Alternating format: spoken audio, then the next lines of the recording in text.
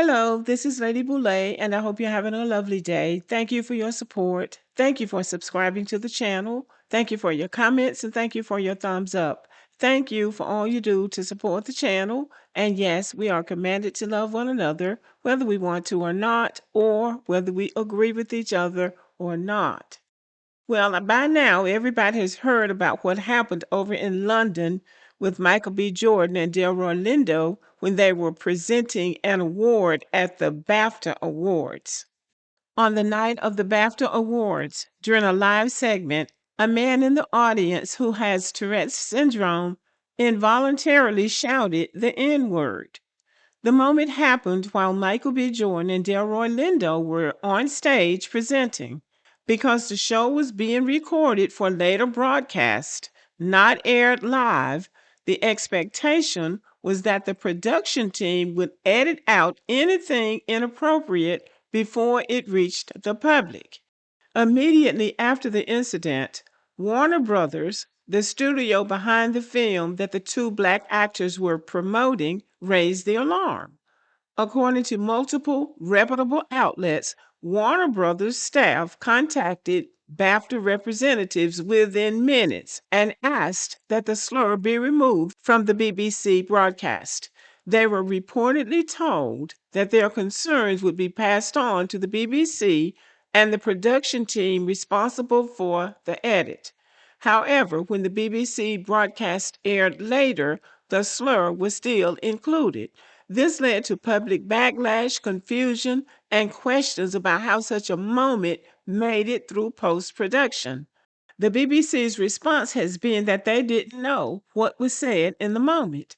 They've stated that the production gallery, the team monitoring audio and video feeds, did not hear the slur clearly and therefore did not flag it for removal. And I don't believe anybody with any sense believes that. This is the BBC. Their production team is supposed to be made up of professionals. They should be listening for anything inappropriate for something they're going to air internationally. So I don't believe they didn't hear it. They just didn't edit it out, hoping that it would boost their ratings. And since it was black people, they didn't care that they were offended, insulted, and maybe even embarrassed. So the man that yelled out the slur was working with some film that they were presenting at this awards show. He has Tourette's syndrome. Tourette's syndrome is a neurological condition that causes involuntary movements or sounds called tics. These tics are not intentional and people cannot simply stop them even if they want to. Now, nobody is denying that people with certain disabilities may have impulse control challenges. That's real. But impulse control issues don't magically produce specific vocabulary. People don't shout out words they've never heard, never internalized, or never associated with a particular group.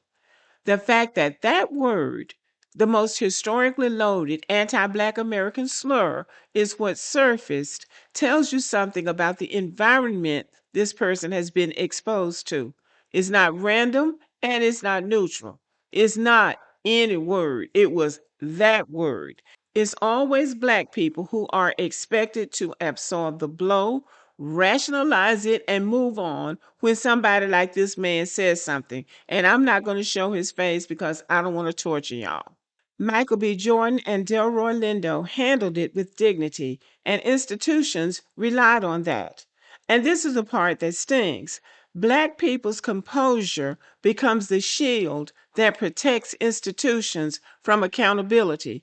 They stood there, dignified, professional, and unshaken.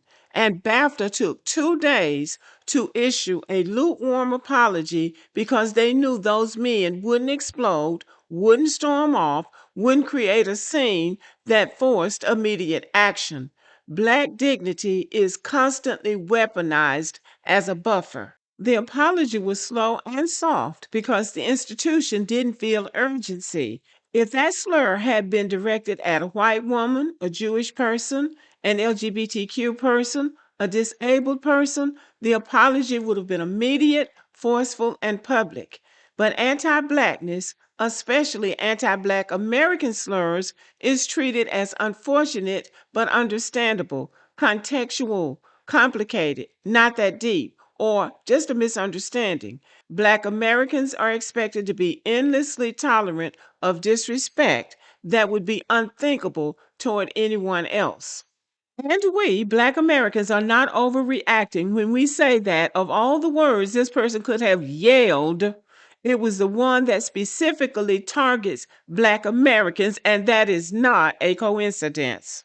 The world consumes Black American culture, language, music, and identity, and also consumes the anti Black American slur that has followed us for centuries. It's globalized, it's exported, it's normalized.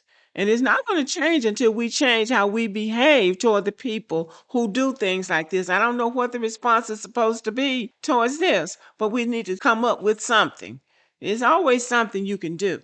The only good thing that I can say about this is that I'm glad this didn't happen in the United States. I'm glad it didn't happen in Nashville or Atlanta or Charleston or Mobile, Alabama. I'm glad it happened in England. There was a Black American diplomat years ago who was the ambassador to some country, and I don't remember which one. He said the British invented racism. Now, the British may not have invented it formally, but they legalized it. They made it an economic system and a global system. They are the ones who categorized human beings into racial groups, assigned hierarchy to those groups, and tied that hierarchy to labor, citizenship, and rights. And they exported that system across the world. Now we can give the British credit for that. And we can see how they treated Meghan Markle and know that those people are at the core, the big R word. Because even in the United States of America, you don't get treated like they have been treating Meghan Markle and continue to treat her. So it's something really wrong with the hearts and minds of those people over there. And I am glad that it happened over there. We're doing the best we can to civilize white people in the United States of America. We might have a long way to go, but I think they've come a long way when you consider that's the root of them. Okay, y'all, let me know what you think about this video. Thank you for listening. Stay warm out there now and have a wonderful day.